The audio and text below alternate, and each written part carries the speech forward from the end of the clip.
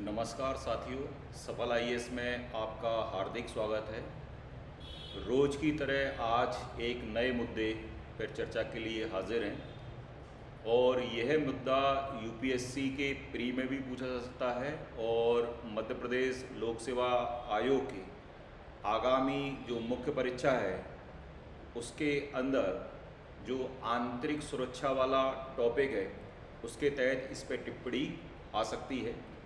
और मुद्दा का क्या है, मुद्दा हाल में क्यों चर्चित है, तो मुद्दा है सशस्त्र बल विशेष अधिकार अधिनियम, ठीक है, और अपस्पा। और ये अभी हाल ही में मणिपुर में इसको क्या किया गया है, लागू किया गया है। तो इसके तथ्य देखते हैं और इसकी थ्योरी को समझने का प्रयास करते हैं कि ऐसे क्या कारण हैं कि ये प्रावधान इन जगहों पर लागू किया जाता है और क्यों जरूरी है। तो सबसे पहले है सशस्त्र बल विशेष अधिकार अधिनियम अपस्पा। क्या है ये? संसदीय अधिनियम है, यानी पार्लियामेंट के द्वारा बनाया गया है।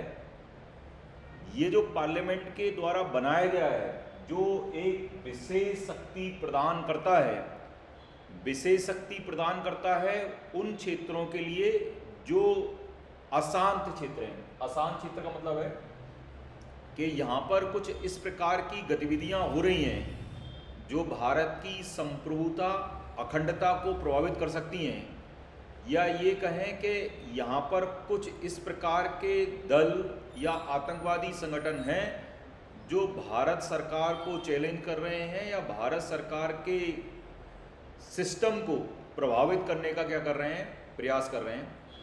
ये अशांत क्षेत्र कौन निर्धारित करेगा कि कौन सा क्षेत्र शांत है या कौन सा क्षेत्र अशांत है? जैसे मैं मान के चल रहा हूँ, मैं जिस जगह से वीडियो बना रहा हूँ ये पूरी तरीके से शांत क्षेत्र है। यहाँ पुलिस के पास अपस्पा जैसे किसी प्रकार का कोई पावर नहीं है। सिंपल लॉ एंड ऑर्डर को कंट्रोल करने का काम कर रही है राज्य की पुलिस।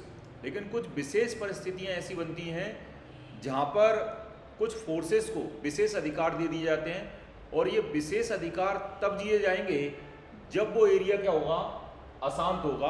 और इस अशांत एरिया को निर्धारित करने का काम है या तो संबंधित राज्य का राज्यपाल इस प्रकार की सिफारिश भेजे कि ये एरिया के अंदर इस प्रकार की समस्या है इसलिए आप इसको अशांत क्षेत्र घोषित कर दें, या केंद्र सरकार को ऐसा लगे वहाँ पर इस प्रकार के इनपुट हो, सरकार के पास कोई सूचना हो तो सरकार वहाँ पर अशांत क्षेत्र घोषित कर दे, या राज्य सरकार खुद कहे कि साहब यहाँ पर इस प्रकार की कंडीशन हो गई है कि आप इसको अशांत क्षेत्र घोषित कर दीजिए। इस अशांत क्षेत्र घोषित करने के बाद स्वाभाविक रूप से जब कोई एरिया अशांत हुआ है इसका मतलब है कि लोकल पुलिस वहाँ पर उस समस्या को मैनेज नहीं कर पाई।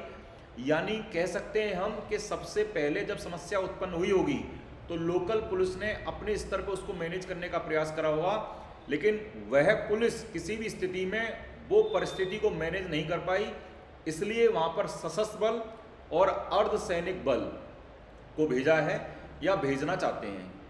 कहने का मतलब हुआ कि सशस्त्र बल यानी कि आर्मी, अर्धसैनिक यानी कि सीआरपीएफ भेजें या बीएसएफ भेजें। दोनों में डिफरेंस है, दोनों के हथियारों में अंतर है, दोनों के तरीकों में अंतर है। इसलिए किसी एक संगठन को हम सशस्त्र बल बोलते हैं और किसी एक संगठन को अर्धसैनिक बल बोलते हैं। कभी भविष्य में कोई ऐसा विषय आएगा तो इसमें दोनों पे क्या होंगे, चर्चा करेंगे, क्या अर्धसैनिक है और क्या सैनिक है। अभी मुद्दे पे वापस आते हैं और मुद्दे में अधिकार क्या है। अधिकार है सेना के पास, पुलिस के पास, सीआरपीएफ यही अर्धसैनिक बल के तहत के तलाशी ले सकती है, गोली चला सकती है। क्योंकि आपको ये पता है, आपने पुरानी मूवियों में भी देखा होगा कि कोई भी एजेंसी का मतलब हुआ या तो कोई भी एजेंसी किसी व्यक्ति के घर पे अगर तलाशी ले रही है तो उसके पास सर्च वारंट होगा, यानी वो कोर्ट के माध्यम से एक आदेश लेके आएंगे। लेकिन किसी भी स्थिति में एक ऐसा एरिया है जो अशांत है, रात को सूचना ऐसी मिलती है कि उस घर के अंदर या उस एरिया के अंदर 10 आतंकवादी हैं या कोई समूह वहाँ पर बैठा हुआ है। अब 10 बजे फोर्सेस किसी भी स्थिति में वहाँ पर जाएंगे और जज साहब के बंगले पे और आदेश लेंगे और इतने एरिया के अंदर ही ये खबर है कि वो 10 से 15 मिनट के अंदर क्या होंगे, अपना मूवमेंट क्या होंगे, कर जाएंगे। तो मजबूरी ये है कि जो फोर्सेस है उसको वहाँ पर कॉर्डन डालना है।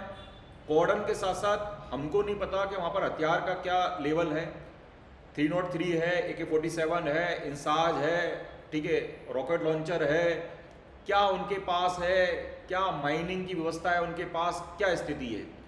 तो इन्हीं सभी परिस्थितियों को देखते हुए इन फोर्सेस को ये अधिकार दिया गया है कि आप जाइए और तुरंत वहाँ पर क्या करिए, एक्शन लीजिए। इसलिए आपने देखा होगा कई जगह क्विक रिएक्शन टीमें क्या होती हैं, बनी होती हैं, और राष्ट्रीय राइफल के अंदर, RR के अंदर ऐसी टीमें होती हैं, सूचना मिलती है तुरंत क्या होती है, वहाँ पर क्या होते हैं, ऑपरेशन करते हैं। यानी कहने का अधिकार है इन लोगों को कि वहाँ तलाशी लें और अगर गोली चलाएं, यानी कहने का मतलब है अगर सामने से फायर खुलता है तो एजेंसियां भी पीछे से फायरिंग करें और उसका मुंह तोड़ क्या हो जवाब दें। ये जो अधिकार है ये इसलिए दिया गया है क्योंकि हम ये मान के चल रहे हैं कि पूरा क्षेत्र क्या है, ये अशांत है। अगर शांत होता तो गोली चलाने का आदेश मजिस्ट्रेट के द्वारा क्या होता, दिया जाता, लेकिन हमारे पास ऐसी कंडीशन है कि हमारे पास यहाँ पर इस प्रकार के आदेश हम पीछे से नहीं ले सकते। कब लागू होता है, जब वहाँ आतंकवादी गतिविधियां हों, क्षेत्रीय अखंडता को खतरा हो। ये मैंने पहले बताया कि किसी भी स्थिति में आतंकवादी गतिविधियां बहुत ज़्यादा हो गई हैं या कोई हिस्से को तोड़ने का क्या हो रहा है, प्रयास हो रहा है। जैसे अपन मणिपुर के अंदर देख लें, कुकी और मैती का क्या हो रहा है, लगातार संघर्ष चल रहा है। और जब वहाँ पर राष्ट्रपति शासन लगा, फोर्सेस भेजे, तो फोर्सेस भेजने के बाद वहाँ पर जब ऑपरेशन करना चालू करे तो उनको दिक्कत हुई। इसलिए ये चर्चा में इसीलिए कि वहाँ पर इसको क्या हुआ है, लगाया गया है, यानी फोर्सेस को विशेष पावर दिया गया है। देखिए पुलिस की कंडीशन एक अलग है, फोर्सेस की कंडीशन एक अलग है। वो एक अपने हथियार वेपन को लेके चलते हैं, वहाँ पिटने के लिए नहीं गए हैं। अगर वहाँ पर हरकत होगी तो उस हरकत का जवाब हथियार से क्या होगा, दिया जाएगा। प्रारंभ में इसको हम 3 माह के लिए लगाते हैं कि किसी भी कंडीशन में ऐसा लगता है कि हाँ 3 महीने के अंदर जो फोर्सेस हैं या आर्मी है उस एरिया को कर लेगी, नॉर्मल कर देगी। चूंकि गोली चलाने का आदेश है, सर्च का आदेश है, जब हम इस प्रकार की एक्टिविटी करेंगे, चाहे आप करेंगे या कोई फोर्स कर रहा है उसके अंदर, तो स्वाभाविक रूप से वहाँ बल प्रयोग होगा। बल प्रयोग होगा तो आम जनता की कुछ शिकायतें बनेंगी, और जब आम जनता की शिकायतें बनेंगी तो इसके लिए कई कमेटी बनी हुई है। जैसे एक जीवन रेड्डी कमेटी है, उन्होंने बोला कि ये अपस्पा को क्या करना चाहिए, निरस्त करना चाहिए। साथ में उन्होंने बोला है कि अर्धसैनिक बल के लिए एक शिकायत प्रकोष्ठ तंत्र होना चाहिए। यानी कहने का मतलब है उनको लगता है कमेटी को कि जब फोर्सेस वहाँ पर ऑपरेशन कर रहे हैं तो ज़्यादा बल का प्रयोग करते हैं, और ज़्यादा बल का प्रयोग कर रहे हैं तो वहाँ पर मानव अधिकारों का क्या हो रहा है, बड़ी मात्रा में उल्लंघन हो रहा है। तो इसलिए इनका कहना यह है कि किसी भी स्थिति में एक शिकायत निवारण तंत्र होना चाहिए, जिससे अगर घटना होती है तो अर्धसैनिक बलों ने कोई गलत काम किया है तो उनके खिलाफ कार्रवाई होना चाहिए। इसके साथ साथ सेकंड ARC है, यानी प्रशासनिक सुधार आयोग, एडमिनिस्ट्रेशन रिफॉर्म कमीशन, ये बोल रहा है किसी भी स्थिति में इसको क्या होना चाहिए, समाप्त होना चाहिए।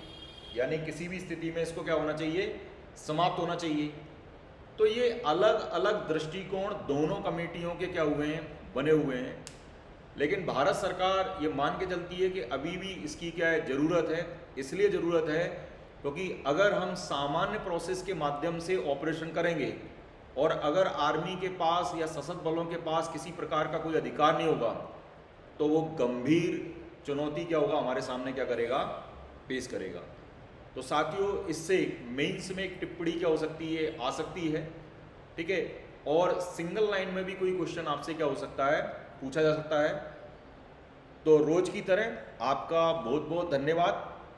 अपन फिर किसी नए वीडियो में किसी नए मुद्दे को लेकर क्या होंगे, चर्चा करेंगे। तब तक के लिए धन्यवाद।